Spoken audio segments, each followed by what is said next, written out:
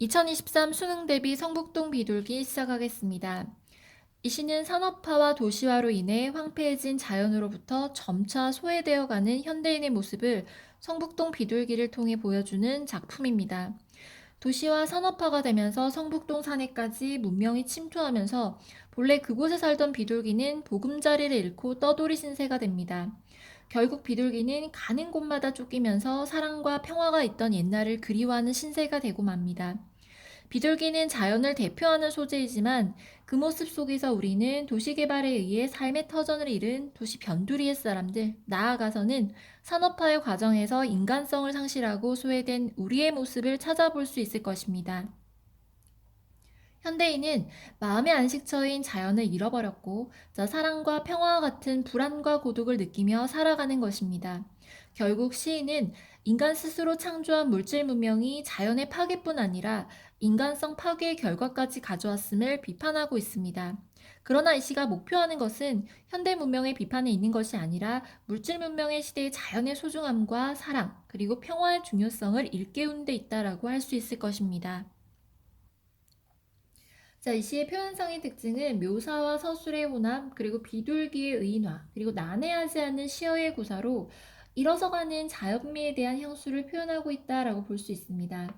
그 내용은 물론 날카로운 비평적 안목으로 뒷받침되어 있습니다. 또한 부드럽고 원숙한 표현들이 돋보이는데 새벽부터 돌 깨는 산울림에 떨다가 또는 가슴에 금이 갔다라는 표현, 그리고 하느님의 광장과 같은 새파란 아침 하늘, 금방 따낸 돌 옹기에 입을 닦는다 등은 자잘한 언어의 기교의 시가 아님을 보여주는 굉장히 뛰어난 표현들로 볼 수 있겠습니다.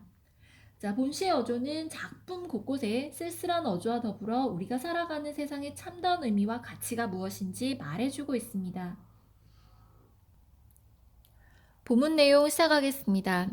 성북동 산에 번지가 새로 생기면서 본래 살던 성북동 비둘기만이 번지가 없어졌다. 본문에 제시된 첫 번째 연의 번지는 인간의 삶의 터전입니다. 문명을 상징하고 있습니다.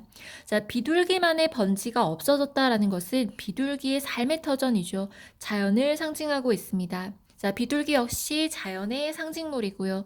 문명의 이면에는 환경 파괴가 있다는 것, 자연 환경에 파괴가 있다는 모순을 제시하고 있습니다. 새벽부터 돌 깨는 산울림에 떨다가 가슴에 금이 갔다. 돌 깨는 산울림이란 문명에 의한 자연의 파괴를 의미하고 있습니다. 인간 문명의 폭력성으로 해석을 하셔도 되겠습니다. 가슴에 금이 갔다라는 것은 비둘기의 아픔을 시각적으로 표현한 부분입니다. 그래도 성북동 비둘기는 하느님의 광장 같은 새파란 아침 하늘에 성북동 주민에게 축복의 메시지나 전하듯 성북동 하늘을 한 바퀴 휘 돈다. 이 부분은요. 평화를 사랑하는 비둘기의 모습, 그리고 비둘기가 자유롭게 날아다니는 공간, 결국 인간과 함께하고 인간을 사랑하는 비둘기의 모습이 제시된 부분으로 볼 수 있겠습니다. 일련의 내용은 자연의 파괴로 생존의 터전을 잃어버린 비둘기에 대한 이야기였습니다. 성북동 메마른 골짜기에는 조용히 앉아 콩알 하나 찍어 먹을 널찍한 마당은커녕 가는 데마다 채석장 토성에 메아리 쳐서 피난하듯 지붕에 올라앉아 아침 구공탄 굴뚝 연기에서 향수를 느끼다가 산 1번지 채석장에 도로 가서 금방 따낸 돌 옹기에 입을 닦는다. 성북동 메마른 골짜기는 문명에 의해 파괴된 자연을 의미합니다. 그리고 채석장 포성은 앞서 제시된 돌 깨는 산울림과 마찬가지로 인간 문명의 폭력성의 두 번째 의미고요. 그리고 이러한 횡포를 청각적으로 형상화하고 있습니다. 피난하듯 지붕에 올라앉아라고 하는 구절은 삶의 터전을 잃은 비둘기의 처지를 의미하고 있으며, 본문에 제시된 아침 구공탄 굴뚝 연기의 향수를 느끼다가, 이때 향수는 파괴되기 전에 자연의 모습에 대한 그리움을 후각적으로 드러낸 표현 되겠습니다. 자신이 잃어버린 보금자리를 그리워하고 있다라고 이해하셔도 되겠습니다.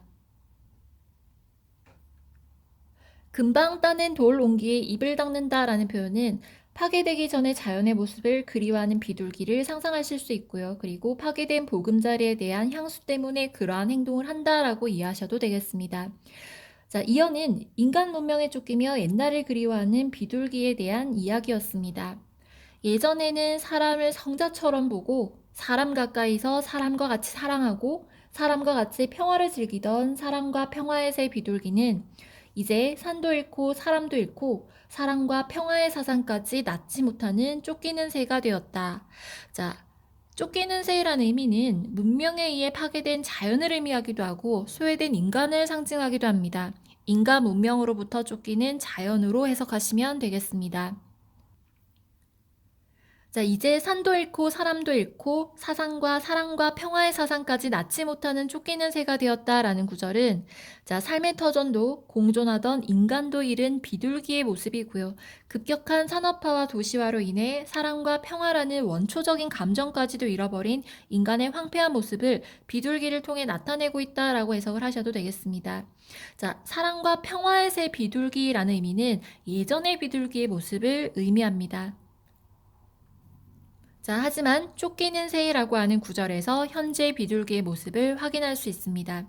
자, 3년에서는 자연과 사람으로부터 소외되고 평화를 잃어버린 비둘기에 대한 이야기였습니다. 본문에 제시된 비둘기는 다의적인 해석이 가능합니다. 자, 이 시는 비둘기라는 제재를 통해 산업화 도시화된 시대의 문제점을 비판적으로 표현하고 있습니다. 비둘기가 상징하는 의미는 크게 세 가지로 파악할 수 있습니다.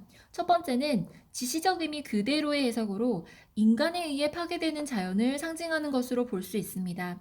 두 번째는 도시 변두리에 이른바 달동네에 살던 주민들이 재개발이라는 명목하에 이루어지는 철거로 살던 집을 잃고 밀려나는 현실을 나타내고 있다라고 보는 것입니다. 세 번째는 산업화와 도시화 속에서 비인간적인 현대 문명에 의해 소외를 경험하는 현대인의 모습을 나타내고 있다라고 보는 것입니다. 자, 이와 같이 비둘기는 이 시에서 여러 가지로 해석이 가능하지만 어느 경우라도 문명의 발달로 인해 점점 소외되어 가는 대상이라는 공통점을 지니고 있습니다. 자, 지금까지 2023 수능 대비 성북동 비둘기 해석 마치겠습니다.